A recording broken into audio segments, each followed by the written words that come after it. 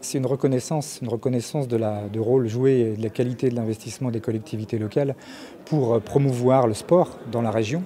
Et ça fait maintenant 20 ans, un 10e challenge cette année. Je pense que c'est une excellente initiative que le mouvement sportif puisse mettre en avant les communes, en l'occurrence peut-être les plus impliquées puisqu'elles sont reconnues ce soir, mais qui investissent tout au long de l'année, qui mettent à disposition des équipements, qui financent les activités puisque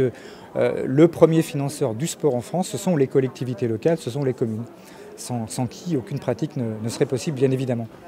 Il y a au niveau national, il y avait le grand challenge, mais qui était porté par l'équipe régionale d'équipe, avec la reconnaissance des villes les plus sportives de France. Cholet, dans notre région, avait été déjà primé. Mais c'est vrai qu'il y a peu, je crois que c'est le seul cross en France qui, depuis maintenant une vingtaine d'années, sous l'égide de Marcel Retailleau, ancien président du cross, qui a eu cette idée, je crois, très très bonne, de mettre en avant les élus dans leur diversité pour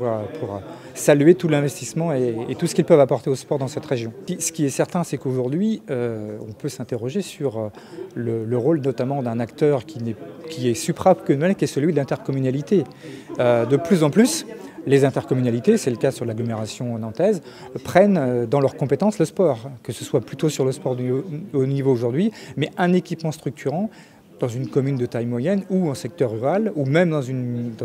sur un territoire urbain, souvent ce sont les intercommunalités qui portent les grands équipements. Donc peut-être une idée pour les 10-15 ans à venir que d'avoir aussi, à côté du challenge de la ville la plus sportive de la région, peut-être l'intercommunalité la plus sportive de la région.